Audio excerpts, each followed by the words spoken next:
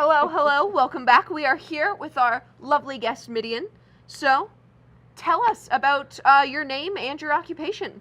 Well, I am Monster Midian Crosby. I Awesome. chose the name myself when I was Ooh. 15. I had it legally changed. I got it from a movie and horror Very novel. cool. But originally it was biblical, which is why my parents were like, all right, I guess it's, as long as it's not just from a horror movie, I guess you're all right. Gotcha. But little did I know that Midian in the movie was a safe place for monsters, and I would grow up to make monsters and special effects for movies. Very cool. I like it.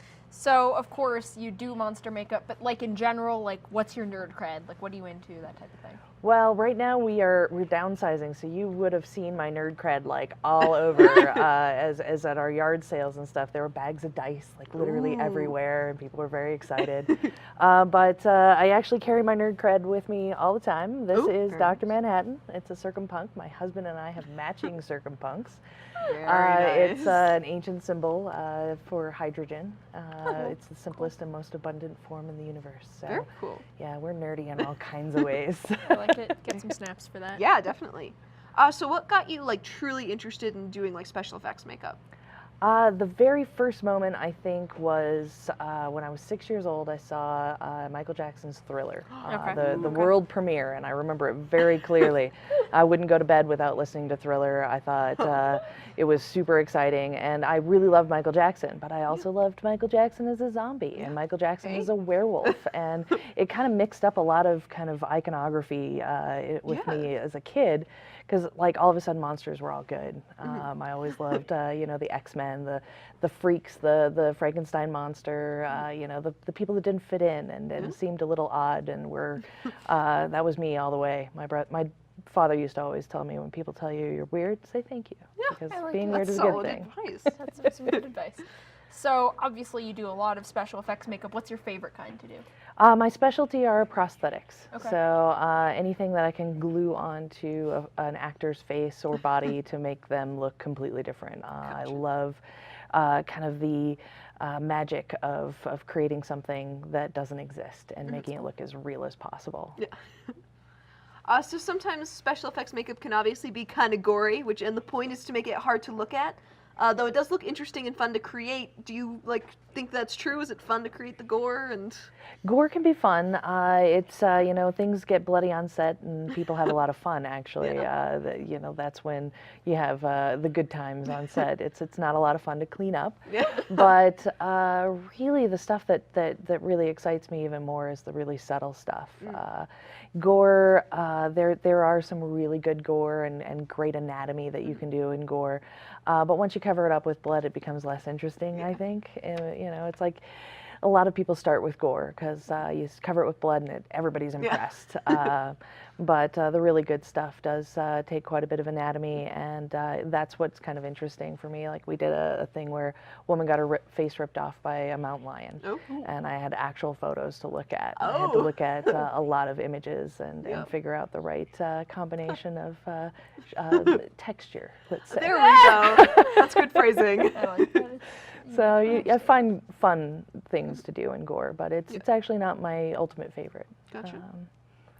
So, obviously, when you're making monsters, they're not humans. So, like, how do you figure out the anatomy of what monster makeup looks Good like? question. That's kind of the neat thing about monsters, is that you can kind of make up a fair amount of anatomy.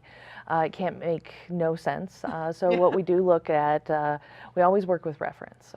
Working with some kind of reference always helps. So whether it might be like deep sea fish or the skin of a lizard, or we're always looking at nature pretty much when it comes down to it, and other artists that inspire us. That's definitely, those are the places we go. Nice. What's your favorite thing to do, like with makeup? What's like your favorite genre, I guess, of effect? Wow, my favorite was probably the least called for, and that would probably be puppets. I really only got to puppeteer so far in my 13 years, one puppet. But puppeteering is a lot of fun. Animatronics are a lot of fun. But there really isn't a whole lot of call for that. So I've really just I enjoy doing big foam prosthetics, foam latex prosthetics, and making monsters would really be my favorite thing. But super subtle effects. I like the dichotomy of two major different, like big horrible things that are terrifying or interesting, and super subtle effects that you wouldn't even know were an effect. Like, for example, like we didn't do it, but for an example of really great subtle effects would be like Black Mass. What's his name? From Johnny Depp in Black Mass. You know, that transformation they did for him looks absolutely 100% real, and it's super subtle. Yeah. You don't see any edges of the bald cap and that weird hair they had to put on him, and you know the facial prosthetics. That stuff is what really kind of excites me the most, and you would never even know it. Yeah. You know, if you didn't know what Johnny Depp already looked like. You know? Is it ever tough if you have to like create a prosthetic that needs to be used multiple times? Like, is it harder to do either one time or multiple times? Yeah, it's actually, I specialize in the multiple time stuff. So what we do is we take a life, if you've seen Face Off, it's very similar. Oh, yes. Take the Love life that cast show. of the actor, and then you sculpt something onto it, and then you mold that, and then you can make it as many times as you want. You can have that exact thing over and over again. And ultimately that's going to look the best, and it's going to be the fastest to apply. So we take a little bit more time in the beginning to make those things happen, and then we can save time and make it look better on set.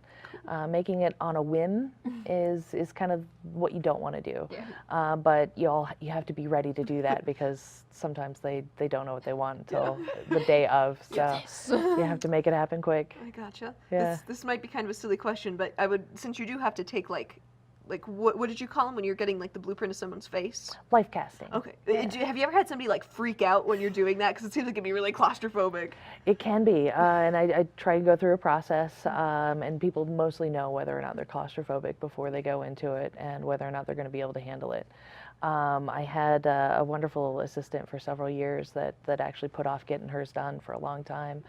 And we finally did it, and we had our music playing. I try and have things that are calming around and kind of really check in with folks. And there's a process where, first of all, since we're in an educational environment, never ever stick straws up somebody's nose.